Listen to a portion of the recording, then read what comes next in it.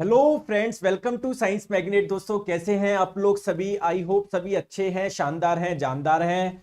दोस्तों आज अपनी फिजिक्स पूरी कंप्लीट होने वाली है। ये हमारा लास्ट चैप्टर बचा है, हीट एंड टेम्परेचर, बिल्कुल बेसिक। और आप लोगों को मैं बता दूं साथ में दोस्तों, गैस के नियम आप लोग बोल रहे थे, तो गैस के नियम भी मैं इसमें करवा दूंगा। बॉयल्स का नियम, चार्ल्स का नियम, ठीक है, गैलूसेक का नियम। तो आइए हम लोग शुरू करते हैं। वैसे इस चैप्टर में कुछ है नहीं, आपके अलग अलग टेम्परेचर के बारे में बताऊंगा, हीट का कैसे ट्रांसफर होता है। हो सकता है आप लोगों को पहले से इसके बारे में पता हो। चलिए दोस्तों, सबसे पहले बात करते हैं हीट क्या है। हीट क्या है, उष्मा क्या है, बताओ। हीट एक प्रकार की एनर्जी है। और भी बताओ इसके बारे में। देखो, एक्चुअली में हीट जो है बेसिकली वो आप लोगों की क्या है, एनर्जी का ही एक आप लोगों का रूप है। अब ये एनर्जी ट्रांसफर कैसे होती है? हाई टेम्परेचर से लो टेम्परेचर की ओर ट्रांसफर होती है। जैसे मान लीजिए अगर किसी बॉडी का टेम्परेचर है 40 डिग्री सेल्सियस, ठीक है, बाहर बहुत ठंड है, बाहर टेम्परेचर है कितना, मान लो केवल 2 डिग्री सेल्सियस है, तो आप लोग देखोगे इस हाई टेम्परेचर वाली बॉडी को जब बाहर रखोगे धीरे धीरे ठंडी हो जाएगी ना। ये क्यों? क्योंकि दोस्तों हाई टेम्परेचर से लो टेम्परेचर की ओर क्या फ्लो होती है? हीट फ्लो होती है। हीट क्या है? एक प्रकार की एनर्जी है। तो बेसिकली जैसे जैसे इसकी एनर्जी कम होती रहेगी, इसका टेम्परेचर क्या होता रहेगा? कम होता रहेगा। क्लियर है क्या? ठीक है, चले आगे आ जाओ। नेक्स्ट है आप लोगों का कि जो हीट है, अब बेसिकली जैसे फॉर एग्जांपल मैंने बोला यार कि सर कोई वस्तु है, ये लोहा है, इसके पास में मैंने बोला कि मान लो 40 जूल हीट है, या मैंने इसको 40 जूल हीट दी, तो वो हीट बेसिकली क्या है? देखो मेरी बात को समझो। लोहा है, वो बहुत छोटे छोटे पार्टिकल से मिलकर बना होगा, जिसे आप लोग बोलते हैं एटम यानी परमाणु, ठीक है। तो कोई भी पदार्थ किससे मिलकर बना होता है? एटम से या मॉलिक्यूल से मिलकर बना होता है। तो जब आप लोग इसको एनर्जी दे रहे हो, इसको हीट दे रहे हो, उसका क्या प्रभाव पड़ेगा? इसके जो एटम होंगे वो थोड़ा सा वाइब्रेट करेंगे क्या? थोड़ा सा गति करेंगे क्या? क्या इनमें गति जुड़ जाएगी क्या? तो बेसिकली आप लोग हीट को कैसे डिफाइंड कर सकते हो कि यार किसी भी उसके पास में किसी भी पदार्थ के एटम या मॉलिक्यूल्स यानी परमाणु या अणुओं की कुल जो गतिज ऊर्जा होती है ना, बेसिकली उसी को मेजर करने का हीट एक तरीका है। मतलब अगर एटम और मॉलिक्यूल्स के पास में बहुत ज्यादा काइनेटिक एनर्जी है तो आप लोग बोलेंगे उसके पास में हीट बहुत ज्यादा है। अगर एटम और मॉलिक्यूल्स के पास में काइनेटिक एनर्जी बहुत कम है तो आप लोग क्या बोलेंगे? उसमें हीट बहुत कम है। क्लियर है क्या? चलिए आगे चलिए। नेक्स्ट दोस्तों, ये आज अपनी आखिरी क्लास है, फिर मैं आप लोगों को नहीं दिखूंगा। तो बस मेरी उम्मीद आप लोगों से यही है कि जो आप लोगों के लिए मैंने मेहनत करी है उसको आप लोग अच्छे से पढ़ाई करें, सिलेक्शन ले, मिठाई खिलाने आए। आ जाओ।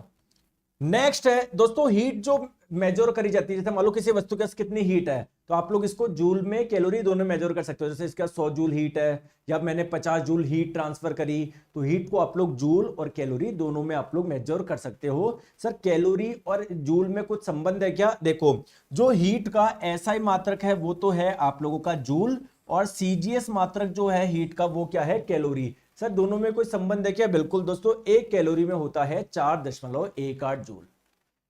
समझ में आ गया? सर इन्वायरमेंट पढ़ाओगे ना? हाँ बिल्कुल इन्वायरमेंट पढ़ाएंगे, मंडे से आपका इन्वायरमेंट पढ़ाएंगे अपन, ठीक है।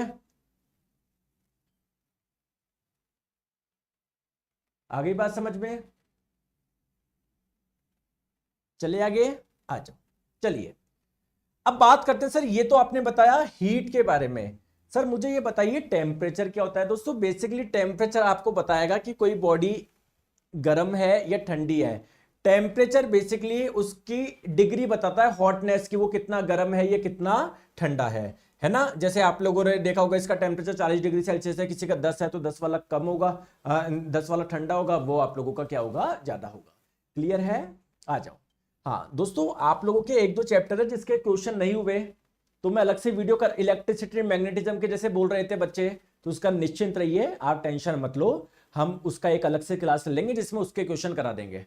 मैं अभी देख लूंगा जो एक दो क्लास के, एक दो चैप्टर के जिसके आप लोगों के प्रॉपर क्वेश्चन नहीं हुए, तो उसके में अलग से और क्लास ले लेंगे। ठीक है? ठीक है, आ जाओ। अब बात करते हैं दोस्तों टेम्परेचर। जैसे आप लोग एक चीज मुझे बताओ, अगर इस बॉडी का टेम्परेचर ज्यादा है, ठीक है, जैसे मान लो इसका कम है, इसका थोड़ा और ज्यादा है, इसका और ज्यादा है, तो यार टेम्परेचर अगर ज्यादा है तो इसका मतलब उसके पास में हीट कंटेंट ज्यादा। अगर आप किसी को हीट दोगे तो उसका टेम्परेचर बढ़ता है ना। तो हम लोग ये मान के चलते हैं कि यार अगर हीट दी मतलब उसके एटम्स के पास में बहुत ज्यादा एनर्जी है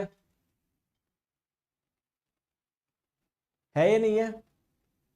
और जब आप हीट दोगे उसका टेम्परेचर बढ़ेगा, तो जिसका टेम्परेचर ज्यादा होता है ना तो आप लोग बोल सकते हो उसके एटम ज्यादा वाइब्रेट करेंगे, जिसका टेम्परेचर कम होता है उसके एटम कम वाइब्रेट करेंगे। क्लियर है? आगे बात में आ जाओ। अब दोस्तों टेम्परेचर को मेजर आप लोग कैसे कर सकते हो? बिल्कुल सिंपल सी चीज है यार, सेल्सियस में कर सकते हो, फेरेनाइट में कर सकते हो, केल्विन में कर सकते हो। ये 3 स्केल जनरली यूज करी जाती है। एक स्केल और होती है रूम एयर। तो एग्जाम में आप लोगों से क्वेश्चन पूछा जा सकता है और पूछे जाते भी है कि यार मान लो 50 डिग्री फेरेनाइट कितने केल्विन के बराबर है, या 30 डिग्री केल्विन कितने सेल्सियस के बराबर है। तो कैसे हम लोग करें? बताओ बताओ बताओ। तो आप लोगों को ये याद रखना है, C/5 बराबर होता है F-32/9 बराबर K-273/5 बराबर R/4। ये आप लोग ये वाला छोड़ सकते हो, ये आप लोगों से एग्जाम में नहीं पूछा जाता, जस्ट आपकी नॉलेज के लिए बता दिया। एक टेम्परेचर की स्केल और होती है, एक यूनिट और होती है रूम ईयर। तो आप लोगों को ये याद रखना है। अब सर इसको यूज कैसे करना है मैं आपको बताता हूं। जैसे मान लो आप लोगों से फेरेनाइट में दे दे, फेरेनाइट और सेल्सियस में रिलेशन पूछे तो इन दोनों को बराबर करना है। अगर आप लोगों से सेल्सियस और केल्विन में रिलेशन पूछे तो इसको और इसको बराबर रखना है। जैसे आपसे फेरेनाइट और केल्विन में पूछे तो आपको इसको और इसको बराबर करना है। जैसे एक क्वेश्चन मैंने आप लोगों को दिया कि 30 डिग्री सेल्सियस कितने केल्विन के बराबर होता है? बताओ बताओ बताओ बताइए। तो आपको क्या करना है, देखो सेल्सियस और केल्विन में रिलेशन पूछा है तो आप लोग केवल इन दोनों को बराबर करो। दोस्तों आप लोग जैसे इन दोनों को बराबर करोगे, C/5 बराबर K-273/5, 5 से 5 आपका कट जाएगा तो K बराबर आ जाएगा C+273। तो एक ये नया फॉर्मूला बन गया कि अगर आप लोगों को सेल्सियस को केल्विन में बदलना है तो कैसे बदलेंगे, जस्ट सेल्सियस में 273 ऐड कर दो, आपका आंसर आ जाएगा केल्विन में। तो सेल्सियस दिया था 30, तो यहां पर रखो 30, तो 30 + 273 आप लोगों का कितना आ जाएगा, कितना केल्विन के बराबर हो जाएगा? 30 + 273 बताओ, 303 केल्विन आ जाएगा आपका। तो 30 डिग्री सेल्सियस 303 केल्विन के बराबर है। आई बात समझ में? आई बात समझ में? आ जाओ। मैंने आप लोगों से पूछा कि 30 डिग्री फेरेनाइट, ठीक है, कितने सेल्सियस के बराबर है बताओ। तो अभी आप लोगों से फेरेनाइट और सेल्सियस में रिलेशन पूछा है तो इसको इसको बराबर कर दो। तो C/5 बराबर F-32/9। ठीक है? ठीक है, तो C की वैल्यू निकालनी है। ठीक है, C/5, F की वैल्यू कितनी, फेरेनाइट कितना दिया हुआ था 30 -32/9। तो 30 में से 32 माइनस करोगे तो कितना बचेगा, -2, इधर बचेगा 9। तो C की वैल्यू कितनी आ जाएगी, 5 × -2 -10, -10/9 × 5, तो -50/9 है ना, इतना सेल्सियस के बराबर होगा। आ गई बात समझ में? आ गई बात समझ में? आ गई बात समझ में? आ गई बात समझ में? तो ये सिंपल सा इस चैप्टर में कुछ है ही नहीं, बेसिक बेसिक चीज है। तो सेल्सियस, फेरेनाइट, केल्विन इसमें रिलेशन निकाल दोगे, जिसमें भी पूछा गया उन दोनों को बराबर करना है आप लोगों को। चलिए ठीक है। अब दोस्तों बेसिक ऑफ हीट ट्रांसफर समझते हैं, हीट का ट्रांसफर कैसे होता है। जैसे आपने गर्मा गर्म कोई चाय लेकर आया, आप लोग चाय का टेम्परेचर मान लो 80 डिग्री सेल्सियस, थोड़ी देर बाद में क्या धीरे धीरे धीरे धीरे धीरे धीरे धीरे धीरे चाय ठंडी हो जाती है क्या? इसका मतलब इससे हीट बाहर गई है, बाहर ट्रांसफर हो गई। तो हीट ट्रांसफर कैसे कैसे हो सकता है ये हम लोगों को देखना है। ठीक है, 10/9 होगा क्या? अरे 10/9 कैसे होगा दोस्तों, है कैसे होगा? C/5 का मान किसके बराबर है, -2/9 के बराबर है। तो C का मान कितना हो जाएगा, अच्छा सही बोल रहे हो यार, 5 × 2 -10/9। ये 5 मैंने मल्टीप्लाई तो कर दिया भाई, 2 को मैंने 5 से मल्टीप्लाई किया तभी तो -10 आएगा। तो मैंने 5 2 बार क्यों कर दिया? हाँ बिल्कुल सही है, -10/9 इसका आंसर आएगा। बिल्कुल सही बोल रहे हो आप लोग। ठीक है, चले आगे, आ जाओ। अब बात करते हैं दोस्तों हीट ट्रांसफर कैसे कैसे हो सकता है। दोस्तों तो हीट ट्रांसफर आप लोगों का 3 तरीके से हो सकता है। क्या क्या मोड है, क्या क्या तरीके हीट ट्रांसफर होने के। एक तो कंडक्शन मेथड से, एक आप लोगों का कन्वेक्शन मेथड से, और एक रेडिएशन मेथड से। सर इन तीनों में डिफरेंस क्या है या किस मोड से क्या क्या होता है, मैं आपको बताता हूं। चलो मैं एक आप लोगों को ओवरव्यू बता देता हूं कि कंडक्शन में क्या होता है, कन्वेक्शन में क्या होता है, रेडिएशन में क्या होता है। जैसे दोस्तों यहां पर क्या जल रही है, आग जल रही है, ठीक है।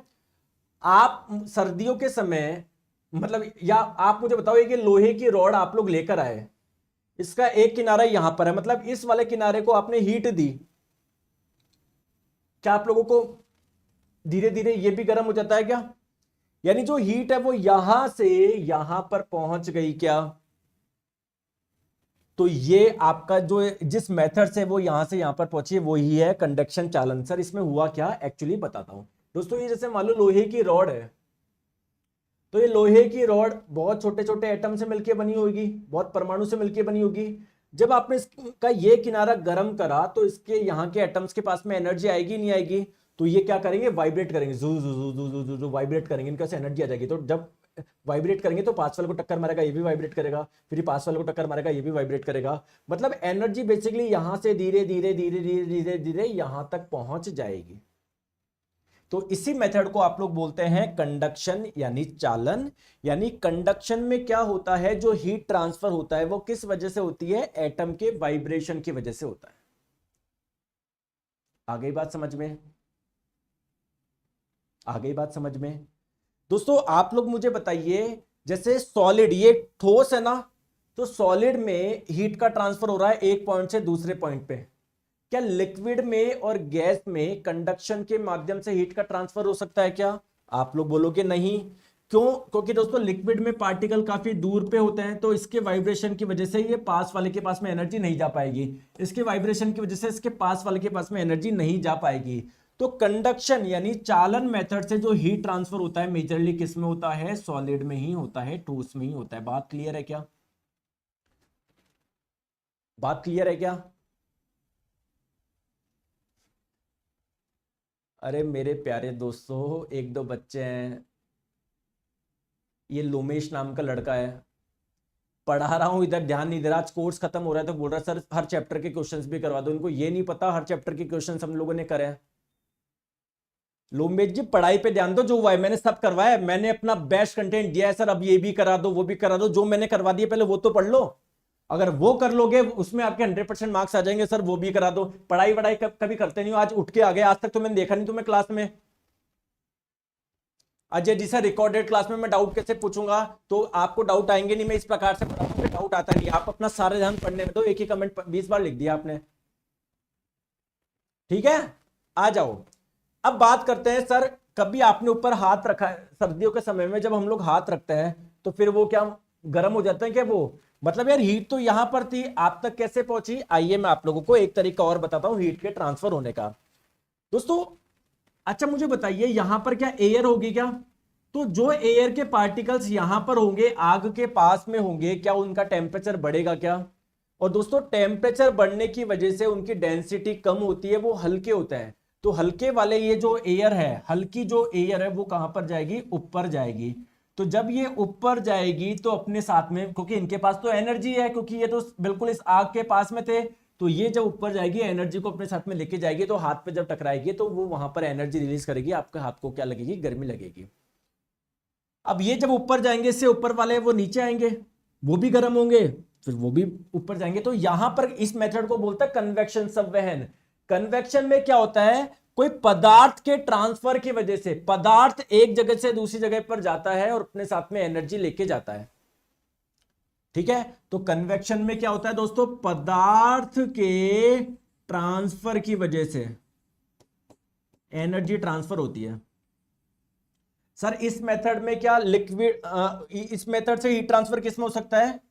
केवल लिक्विड एवं गैस में। क्यों सर सॉलिड में क्यों नहीं हो सकता? आइए मैं भी आपको बताता हूं। क्योंकि दोस्तों लिक्विड एक जगह से दूसरी जगह पर फ्लो कर सकता है, गैस एक जगह से दूसरी जगह पर फ्लो कर सकती है। यार जो सॉलिड है ऐसे थोड़ी उसका ये वाला पदार्थ यहां से उठ के वहां पर चल जाएगा, नहीं। तो ये जब पदार्थ जा ही नहीं सकता तो एनर्जी कैसे लेके जाएगा? तो इस मेथड से जो हीट का ट्रांसफर होता है वो लिक्विड और गैस में होता है। एक होता है आप लोगों का रेडिएशन। रेडिएशन में क्या होता है, जैसे आप लोग, कोई भी हॉट बॉडी होती है ना, हॉट बॉडी का मतलब जिसका टेम्परेचर बहुत ज्यादा हो। तो जब भी कोई बॉडी जिसका टेम्परेचर बहुत ज्यादा है वो अपने अंदर से क्या निकालती है, रेडिएशंस निकालती है। सर ये रेडिएशन क्या है, ये रेडिएशन एक प्रकार की वेव है, एक प्रकार की तरंग है, जो कि अपने साथ में क्या लेके चलती है, एनर्जी लेके चलती है। अब आप लोग यहां पर खड़े हो तो ये वेव आपके पास में पहुंचेगी, है ना। तो जो एनर्जी, ये एनर्जी वाली वेव आपके पास में टकराएगी तो आप पे एनर्जी रिलीज करेगी, आपकी बॉडी का टेम्परेचर क्या हो जाएगा, ज्यादा हो जाएगा। क्लियर है क्या, बताओ। क्लियर। तो रेडिएशन ये भी एक प्रकार का हीट का ट्रांसफर है। यहां पर क्या होता है, अगर कोई हॉट बॉडी होती है जिसका टेम्परेचर ज्यादा होता है, उससे रेडिएशन निकलती है। ये रेडिएशन अपने साथ में एनर्जी लेके जाते हैं, जिस भी बॉडी पर टकराती है वहां पर क्या करती है, एनर्जी रिलीज करती है। तो ये तीनों तरीके समझ में आए। चलो सर एक एक के बारे में बता दो। देखो कंडक्शन में क्या है आप लोगों का, अरे यार बिल्कुल सिंपल चीज है कंडक्शन। देखो यहाँ ये देखो वो मैंने समझाया, यहाँ पर देखो डायग्राम।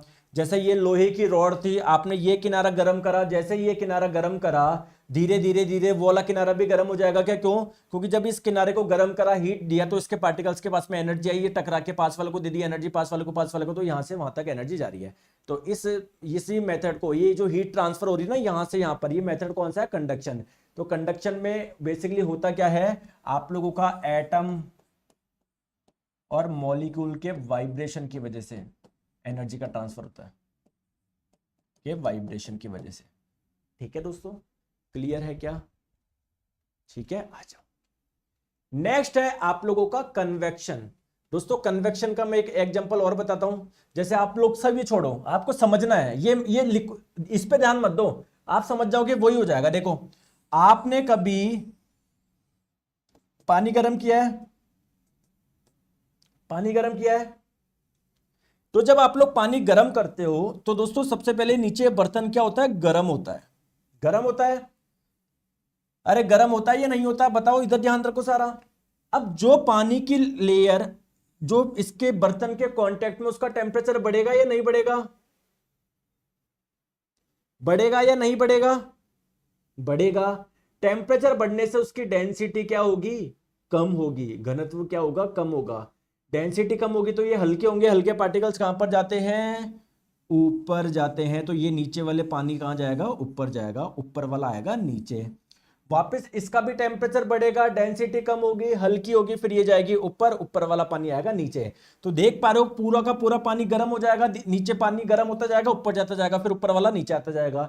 तो यहां पर क्या, पानी का ये जो पदार्थ है क्या ट्रांसफर हो रहा है कि नीचे का ऊपर जा रहा है, ऊपर से नीचे, जिसकी वजह से पूरा पानी में हीट पहुंच रही है। तो इस मेथड को क्या बोलोगे, कन्वेक्शन यानी संवहन। समझ में आई क्या बात को, अरे बोलते नहीं हो सर, एक एग्जांपल और बताओ ना, अभी और बता देते हैं।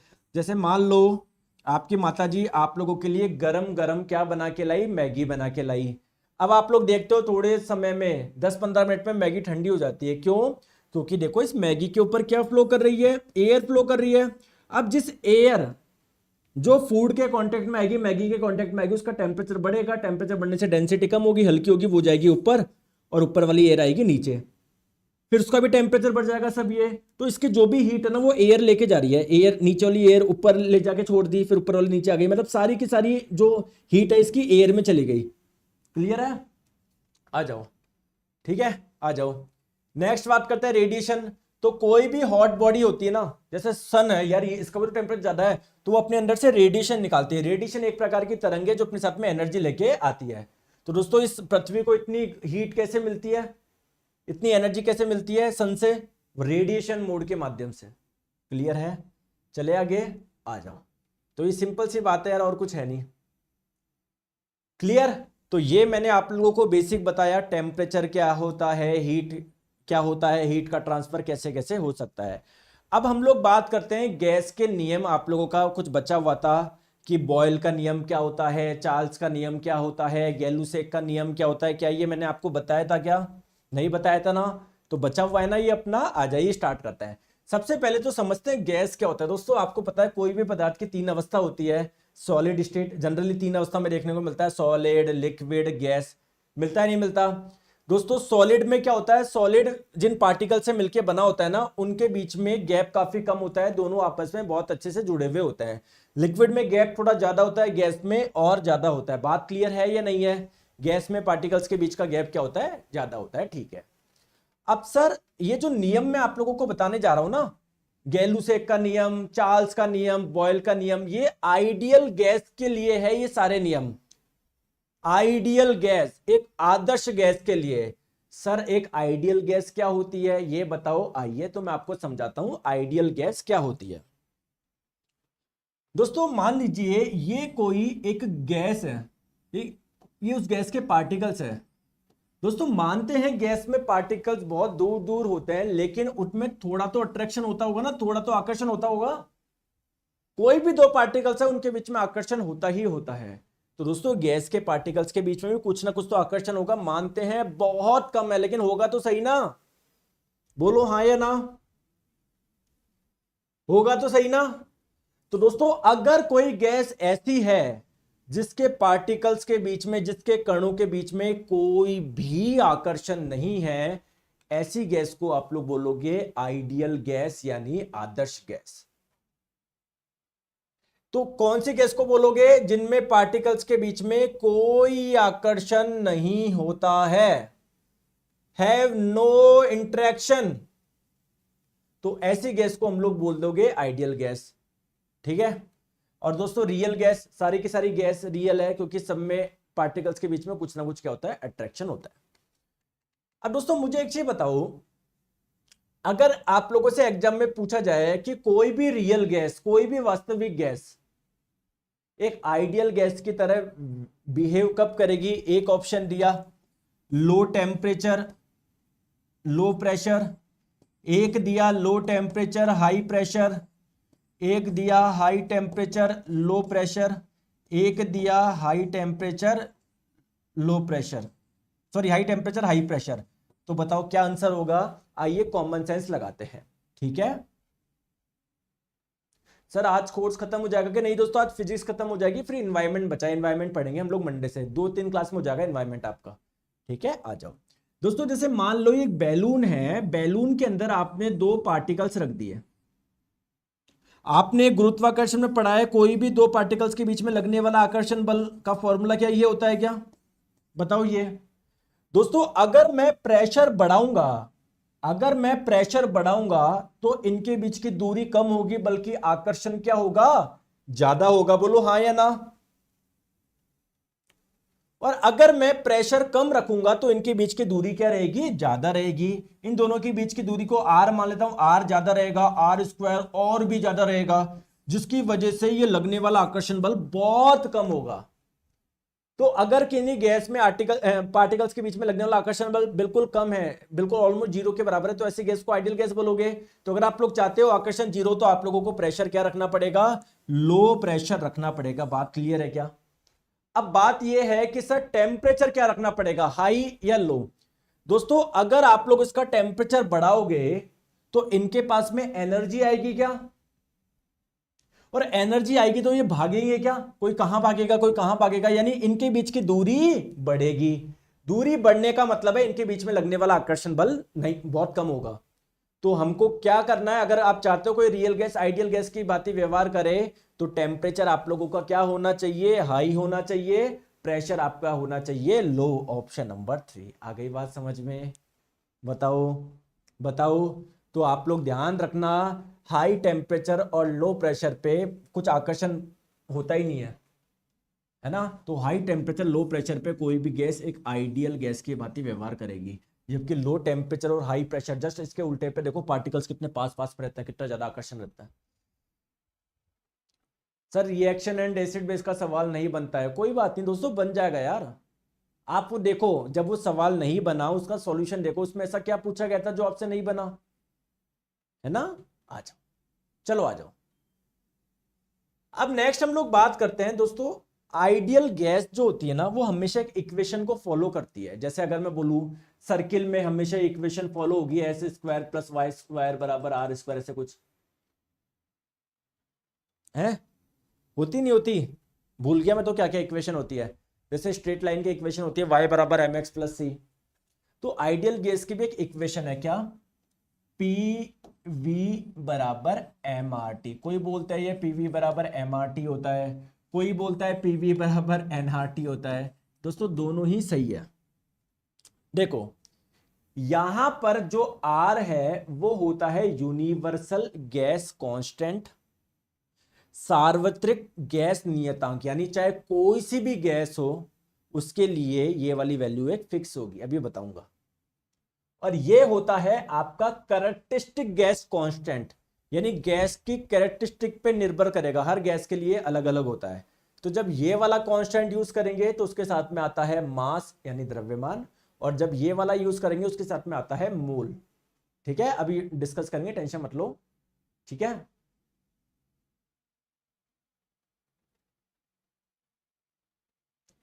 सर मुझे पहले साइंस बिल्कुल नहीं आता, अब समझ में आता है, आप जो भी पढ़ाते हो, थैंक यू सो मच। ठीक है, अच्छा देखो मेरी बात समझो, आप तो ये इक्वेशन ध्यान रखो, पीवी बराबर nRT, यहां पर जो R है वो यूनिवर्सल गैस कांस्टेंट है, उसको अलग करने के लिए मैंने इस पे ये लगा दिया, बार लगा दिया। और एक होती है पीवी बराबर mRT। कोई सी भी इक्वेशन आप लोग फॉलो कर सकते हो। सर इसमें P क्या है? गैस का प्रेशर। V क्या है? गैस का वॉल्यूम। T क्या है? गैस का टेम्परेचर। M क्या है? गैस का द्रव्यमान। तो दोस्तों अगर किसी गैस के प्रेशर और वॉल्यूम का मल्टीप्लिकेशन यानी गुणनफल, अगर इन तीनों के गुणनफल के बराबर आ जाए तो आप लोग बोलोगे कि वो आइडियल गैस है। समझ में आ गया? जैसे मैंने आपको बोला यार कि कोई गैस है, उसका द्रव्यमान है 2 किलोग्राम, उसका टेम्परेचर है मान लो 30 केल्विन, इसका कैरेक्टरिस्टिक गैस कांस्टेंट है इतना, उसका प्रेशर है इतना, उसका वॉल्यूम है इतना। तो अगर प्रेशर और वॉल्यूम दोनों को आप लोग मल्टीप्लाई करो, इन तीनों को मल्टीप्लाई करो, अगर ये दोनों मान बराबर आ गए तो आप लोग क्या बोलोगे? वो एक आइडियल गैस है, वो एक आदर्श गैस है। तो सर इसमें क्या क्या होता है लिख के बताओ ना। देखो ये होता है आपका यूनिवर्सल गैस कांस्टेंट, हिंदी में इसको बोलते हैं सार्वत्रिक गैस नियतांक, जिसकी वैल्यू होती है 8.314 जूल पर केल्विन पर मोल। ठीक है, यहां पर n क्या है? नंबर ऑफ मोल्स, मोलों की संख्या। ये r क्या है? आपका कैरेक्टरिस्टिक गैस कांस्टेंट, जैसे कि नाम से समझ में आ रहा है कैरेक्टर पे डिपेंड करता है, आपको जरा कुछ नहीं समझना। ठीक है, m क्या है? Mass of the gas, gas का द्रव्यमान। अब आप लोगों को क्या समझना है, आप तो बस यहां पर ध्यान लगाओ, ये बस पिछली स्लाइड ऐसी ही थी बताने के लिए कि यार ऐसे कोई समीकरण होती है। अब दोस्तों अलग अलग व्यक्ति है जिन्होंने अलग अलग अपने नियम दिए। सबसे पहले बॉयल का नियम, बॉयल साहब ने क्या बोला? दोस्तों एक चीज आपको ट्रिक से याद रखवा दूं क्या? एक तो याद रखो ब्लूटूथ BT, एक याद रखो चेतेश्वर पुजारा CP, एक याद रखो भाई गाली वाली मत दिया कर, गाली वाली तो GV याद रखो। देखो दोस्तों ध्यान रखो, बॉयल का नियम कब अप्लाई होता है? कांस्टेंट टेम्परेचर पे। बॉयल का नियम क्या बोलता है कि अगर किसी गैस का टेम्परेचर आप लोग कांस्टेंट रखो तो इसका जो दाब होता है ना, गैस का जो दाब होता है, प्रेशर होता है, वो इसके वॉल्यूम के इनवर्सली प्रोपोर्शनल होता है। यानी जैसे जैसे आप लोग गैस का प्रेशर बढ़ाओगे उसका वॉल्यूम कम होता रहेगा, अगर प्रेशर कम करोगे तो वॉल्यूम बढ़ता रहेगा। सर मुझे तो नहीं आया समझ में, बिल्कुल नहीं आया होगा, मैं समझाता हूं आपको। देखो दोस्तों ये चीज मुझे बताओ, ये एक कंटेनर है, ये एक सिलेंडर मान लो, इस सिलेंडर के अंदर मैंने लगा दिया एक पिस्टन। सर ये पिस्टन क्या होता है? जैसे एक प्लेट मान लो जो इसके नीचे ऐसे नीचे जा सकती है, ऊपर जा सकती है। अगर मान लो इसके अंदर कोई गैस है तो ये जब प्लेट नीचे आएगी तो इस गैस को क्या करेगी? कंप्रेस करेगी। ठीक है, ठीक है, ठीक है, ठीक है। तो दोस्तों ये नियम क्या बोल रहा है आपको? बॉयल का नियम। जैसे यहां पर आप लोग देखो, ये अंदर एक गैस भरी हुई है, इसका आप लोगों ने क्या कांस्टेंट रख रखा है? टेम्परेचर कांस्टेंट रख रखा है। देख रहे हो क्या टेम्परेचर कांस्टेंट है? क्या बढ़ रहा है क्या? अरे इस स्केल में देखो, बढ़ रहा है क्या? नहीं बढ़ रहा। कम हो रहा है क्या? नहीं, यानी टेम्परेचर कर रखा है कांस्टेंट। बात क्लियर है? बात क्लियर है? अब दोस्तों मुझे एक चीज बताओ, जब ये नीचे आ रहा है, जब ये नीचे आ रहा है तो गैस का वॉल्यूम कम हो गया ना, पहले तो गैस फैल के बैठी थी। अरे दोस्तों एक चीज मुझे बताओ, एक चीज मुझे बताओ, ये कंटेनर है, इसमें पहले गैस यहां तक थी, अब ये अगर ये पिस्टन नीचे आएगा, मान लो यहां पर आ गया, तो अब गैस केवल यहां तक की रह गई ना, पहले कहां तक थी, यहां तक थी। यानी पहले वो ज्यादा वॉल्यूम घेर रही थी, उसका वॉल्यूम ज्यादा था, वॉल्यूम कम है या नहीं है। तो जब ये आपका पिस्टन ऊपर से जब नीचे आ रहा है तो वॉल्यूम कम हो रहा है या नहीं हो रहा। अब वॉल्यूम कम होने पर क्या हो रहा है, यहां पर प्रेशर में नजर डालो, क्या हो रहा है। जब ये नीचे आ रहा है, वॉल्यूम कम हो रहा है, उस दौरान क्या प्रेशर बढ़ रहा है, क्या उस दौरान प्रेशर बढ़ रहा है क्या, बिल्कुल सर प्रेशर बढ़ रहा है उस दौरान।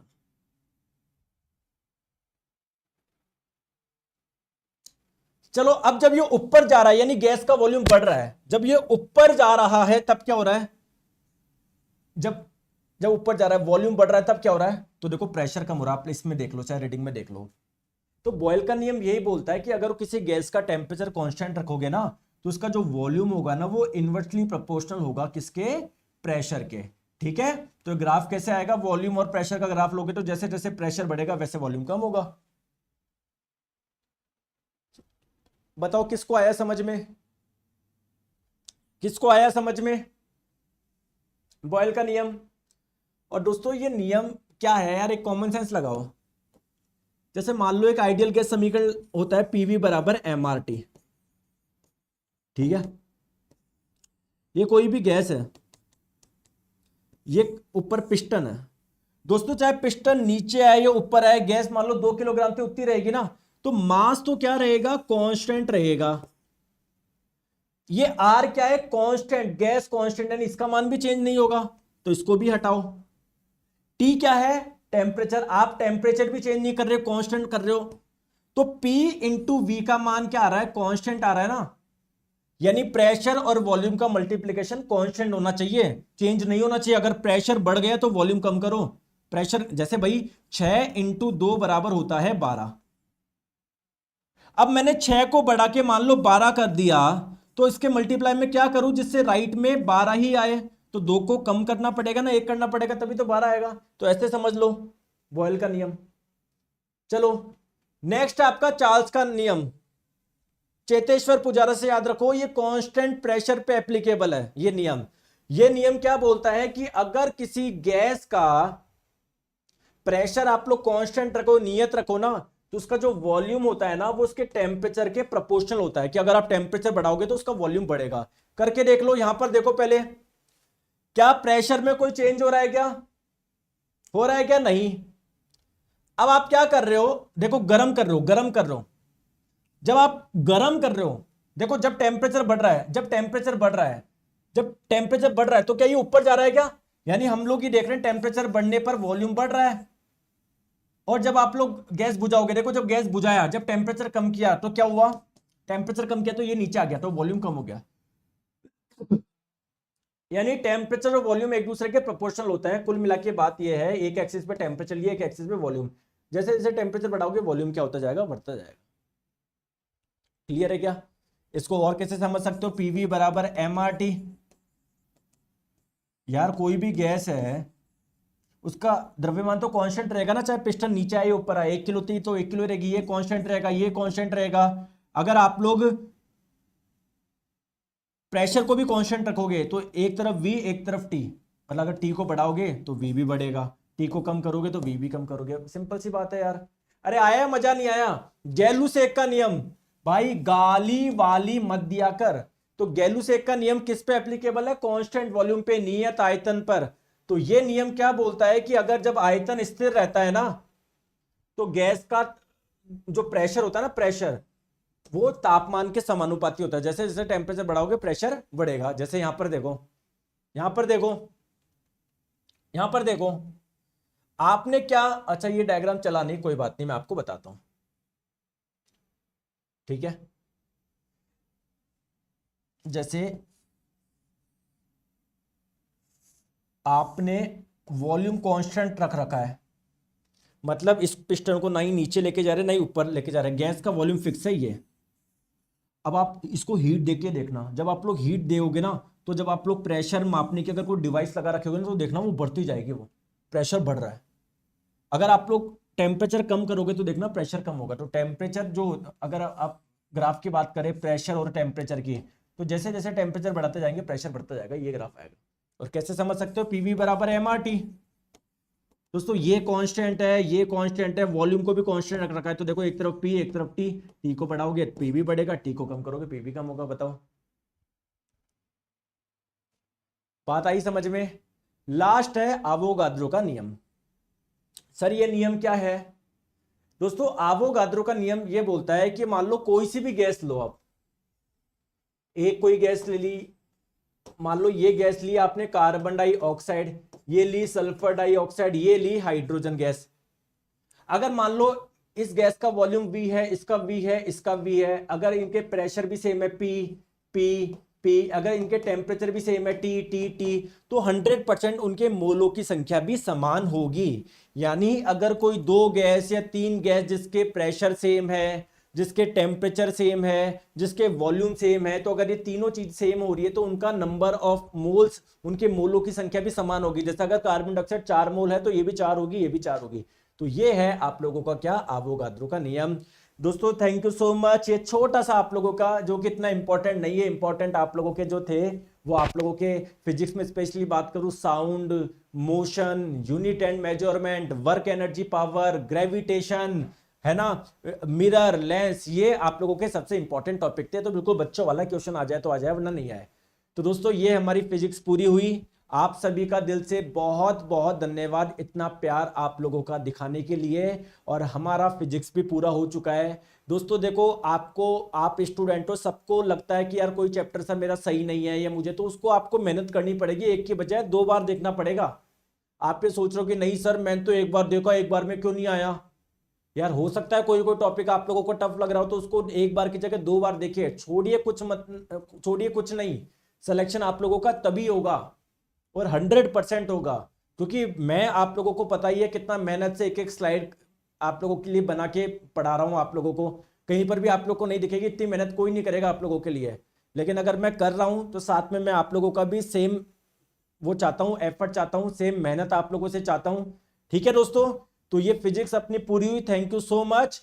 और जो मैंने पढ़ाया है वो पूरा कंप्लीट है, बीच बीच में उड़ उड़ के मत आया करो। एक जना सर मॉडर्न फिजिक्स कराओ, उठा के ले आओ। कहां पर है मॉडर्न फिजिक्स आपके एनसीईआरटी में? मॉडर्न फिजिक्स 11वीं 12वीं में आती है।